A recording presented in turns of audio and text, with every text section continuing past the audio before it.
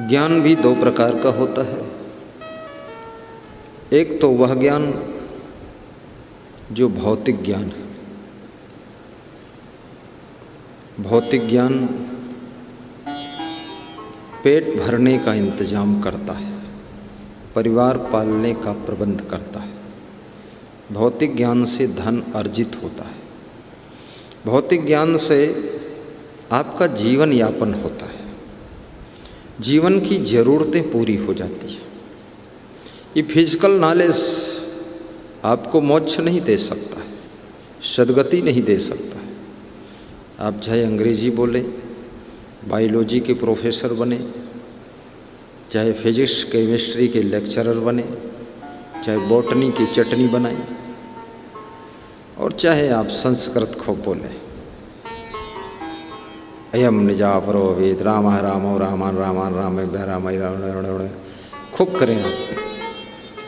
ये सब भौतिक ज्ञान है। खेती करने का ज्ञान, गाड़ी चलाने का ज्ञान, माइक वीडियो कैमरा चलाने का ज्ञान, बगीचा लगाने का ज्ञान, मकान बनाने का ज्ञान, बिस्तर बिछाने का ज्ञान, इसे भौतिक ज्ञान कहते हैं। भोजन बनाने का ज्ञान, साफ सफाई करने का ज्ञान, सामान को सेटिंग करने का ज्ञान, कूलर फ्रिज एसी पंखा बनाने का ज्ञान, वीडियो कैमरा चलाने का ज्ञान, बनाने का ज्ञान, ये सब भौतिक ज्ञान है। भौतिक ज्ञान को नकारा नहीं जा सकता है, क्योंकि आपका शरीर भी भौतिक है और भौतिक शरीर की आवश्यकता भौतिक वस्तुओं से होती है और भौतिक वस्तुओं की प्राप्ति भौतिक ज्ञान से होती है। जिनको भौतिक ज्ञान नहीं है उनको रोटी धोती मकान की समस्या खड़ी हो जाती है। वे अपने पेट भरने भर का भी नहीं कमा पाते हैं, न तो वे परिवार को पालने भर का कमा पाते हैं, बहुत धक्का खाते हैं। और दूसरों से भी कहते हैं कि बेहद गरीब हूँ, कुछ टुकड़ा डाल देना, बेहद गरीब हूँ।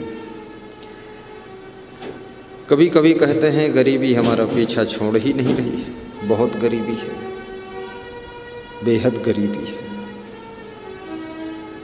क्यों पीछा नहीं छोड़ रही है? क्योंकि आपको भौतिक ज्ञान नहीं है। ज्ञान होना अनिवार्य है। यदि आपको मकान बनाने का ज्ञान है तो आपकी मजदूरी 500 रुपये डेली है। यदि मकान में सिर्फ मजदूरी करने का ज्ञान है तो आपकी मजदूरी बस 250 रुपया, 200 रुपया, 300 रुपये डेली है।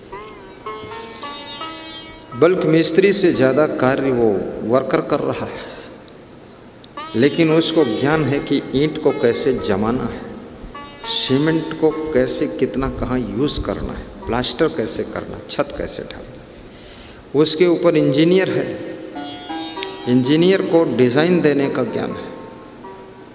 तो एक ग्रामीण इंजीनियर एक मकान की डिज़ाइन के 2000 रुपये लेता है।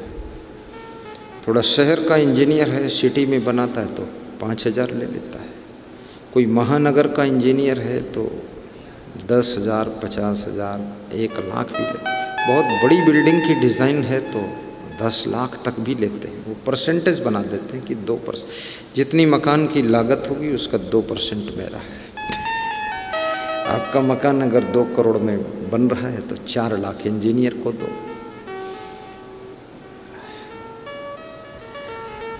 तो ये आपको जो भौतिक ज्ञान है, एक ड्राइवर है जिसको गाड़ी चलाने का ज्ञान है, उसका वेतन 8,000 है, 9,000 है, 10,000 है, बहुत बड़ी गाड़ी चला रहा है, 100 टायरा गाड़ी है, 150 टायरा, 200 टायरा, तो उसका वेतन फिर 25,000, 30,000 भी होता है, क्योंकि वो बहुत खतरे का वाहन है, बहुत लंबा वाहन है, 150 टायर लगे हुए हैं।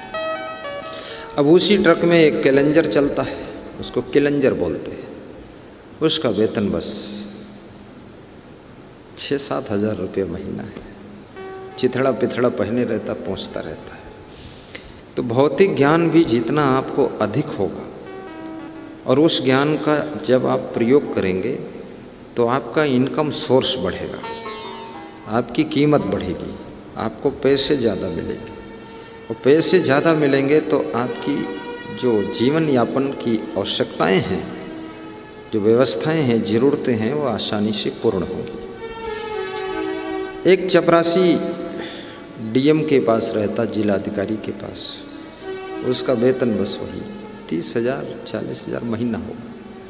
20,000 भी होता चपरासियों का, 10,000 भी होता है। लेकिन डीएम का वेतन जो है उसका 1.5 लाख रुपये महीना, 1.25 लाख महीना।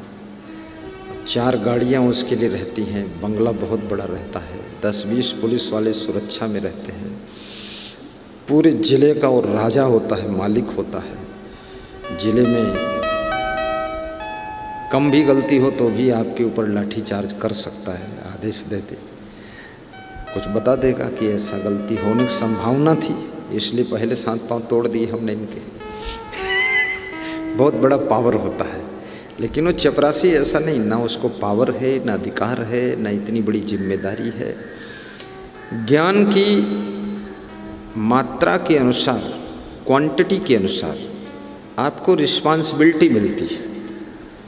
आप में जैसी ज्ञान की क्वालिटी है उस तरह की रिस्पॉन्सिबिलिटी मिलती है। आपके जो ओनर होते हैं, हर व्यक्ति को मार्केट नहीं भेजते हैं। जिसको मार्केट का ठीक ज्ञान है, अच्छा सामान लेना, सही रेट में लेना, क्वालिटी सही लेना, सही दुकानदार ढूंढना, मार्केट में घूमना और नहीं थकना, हंसते ही मार्केट में ढूंढ ढांढ के लाना, तो आपके ओनर उस व्यक्ति का चुनाव करते हैं कि आप मार्केट का कार्य करिए। और उसको सुविधाएं भी मिलती हैं, गाड़ी मिलेगी, कार मिलेगी, जाने के लिए व्यवस्था होगी। और उसको अलग से तुम्हारा ओनर जो है वो थोड़ा काजू दे देगा, किशमिश दे देगा कि रास्ते में खा लेना, भूख लग जाएगी, व्यवस्था करेगा। जिसको ज्ञान नहीं है मार्केट करने का, उसको मार्केट नहीं भेजा जाएगा, क्योंकि मार्केट से सामान लेकर लौटे तो बहुत बड़ी बात है, खुद ही सुरक्षित लौटे ये भी बहुत कठिन बात है। वो मार्केट में खुद ही कट होकर न जाने क्या क्या होगा उसका हाल। तो बहुत ज्ञान का भी बहुत इम्पोर्टेंट स्थान है हमारे लाइफ में। इसलिए ऐसा नहीं कि भौतिक ज्ञान, जैसे पुष्प वाटिका लगी हुई है, इसको हमारे प्रेमपाल दास ने इसका नेतृत्व किया है और इसमें अगुवाई किया है। प्रेमपाल दास आए यहाँ, प्रणाम करें। और साथ में संतों ने सबने सहयोग किया है, लेकिन उनके डायरेक्शन में ये काम हुआ है। इसमें हमारा डायरेक्शन नहीं है, उनका ही डायरेक्शन है। और दौड़ दौड़ के पौधे लगाए। जो कोई आता है, ये थे प्रेमपाल जी, देख लिया होगा आपने, इनका नाम प्रेमपाल है। नाम भी बहुत प्यारा है। प्रेम जिसके अंदर होगा वही पौधा संभाल पाएगा, नहीं तो पौधे को रौंद देगा, नोच देगा, मुंडी काट देगा, तोड़ देगा। ये क्रोधी आदमी का काम नहीं। क्रोधी आदमी बच्चे को नहीं पाल सकता है, उसको उठा के पटक देगा, मर जाएगा, नाक पे मुक्का मार देगा।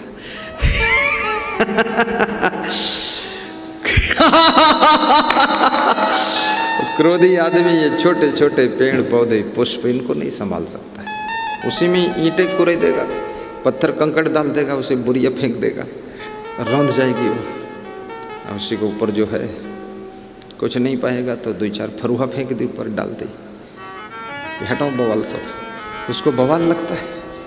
कितने लोगों ने जिंदगी में एक भी पौधा नहीं लगाया, एक भी पेड़ नहीं लगाया, एक भी फूल नहीं लगाया। तो जो फूल लगे हैं उनको भी वो तोड़ लेंगे, नोच देंगे, डंठल फाड़ देंगे, कुछ कर देंगे, उसको उखाड़ के फेंक देंगे। लेकिन ये जिसको ज्ञान होता है उसका समाज में महत्व होता है। आपको रोटी बनाने का ज्ञान है, रोटी बनाना एक आवश्यक कार्य है। आप प्रधानमंत्री हो जाएं तो भी रोटी तो खाना ही पड़ेगा। रोटी बनाना अपराध नहीं है, तौहीनी नहीं है, पाप नहीं है। रोटी बनाना छोटापन नहीं है, नीचपन नहीं है। रोटी बनाना बहुत ऊंचा काम है। इतना ऊंचा काम है, विश्व का कोई भी नर नारी रोटी तो खाता ही है। रोटी, दाल, चावल, सब्जी। अब कौन कैसा बनाता है रोटी?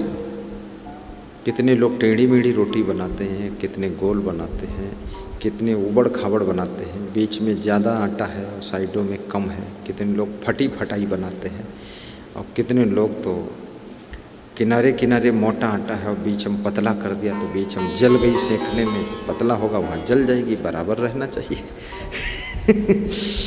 और कला नहीं आती है, खाने वाले कहते हैं तुम न बनाओ, तुम्हारा बनाओ हम न खाई, क्योंकि तुम सब जला डालते हो।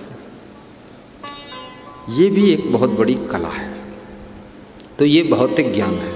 कपड़े धोना, कपड़े सुखाना, कपड़े फैलाना, ठीक से कपड़े गढ़ी करना, तहाना, रखना, सेटिंग से लाइन से जमाना, टंकी लगाना, मोटर बनाना, और ये सब ज्ञान की आवश्यकता है। ये फालतू नहीं है। यदि कोई व्यक्ति कपड़े धो रहा है तो आप ये मत समझो कि ये बहुत साधारण काम कर रहा है। साधारण नहीं कर रहा है। गंदे कपड़े धोना तो पड़ेगा ही और धोए ही जाएंगे। इसलिए याद रखना, हमेशा भौतिक ज्ञान में प्रवीण जो लोग हैं उनका भी प्रोत्साहन बढ़ा दीजिए। भौतिक कार्य जो नहीं करते हैं, कामचोर होते हैं, कामचोर निकम्मे लोग। रोटी तो खाएंगे 50 रोटी, लेकिन बनाने का नंबर आ गया, बताते हमको बनाना नहीं आता, आटा माड़ना नहीं आता। ये खाना कहाँ से आ गया था? ये भी अगर ना आता तो बन जाता, पर ये आता है, खूब आता है। 10 लोगों के हिस्से की रोटी अकेले खाना आता है, अब बनाना कुछ आता नहीं। तो बनाना और करना जन्म से किसी को नहीं आता है, सब यहीं पर सीखते हैं। यहाँ सीखो, और जितने ज़्यादा तुम्हारे अंदर गुण होंगे, कलाएं होंगी, ज्ञान होगा, उतना ज़्यादा तुमको मूल्य मिलेगा, तुम्हारा सम्मान होगा, तुम्हारा आदर होगा। ये याद रखना। और अपने ज्ञान का प्रयोग भी करिए। कितने लोग ऐसे भी समाज में होते हैं जिनको ज्ञान तो है लेकिन निष्क्रिय हैं, आलसी हैं, करना कुछ नहीं चाहते, तो उनका ज्ञान भी व्यर्थ है। उनका ज्ञान बोझा है उनके लिए। उन्होंने फालतू इंग्लिश पढ़ा है जब उसका प्रयोग ही नहीं करते हो। पढ़ाई किया खूब है, मालूम सब है। कितने लोग कहते हैं हमको सब कुछ मालूम है लेकिन करूँगा कुछ नहीं। तो तुम्हारे मालूम होने से क्या फ़ायदा? ये सब कुछ मालूम है, इससे मतलब क्या निकला? सब कुछ मालूम हो ना हो, लेकिन कुछ मालूम है, कुछ करो तो कुछ करना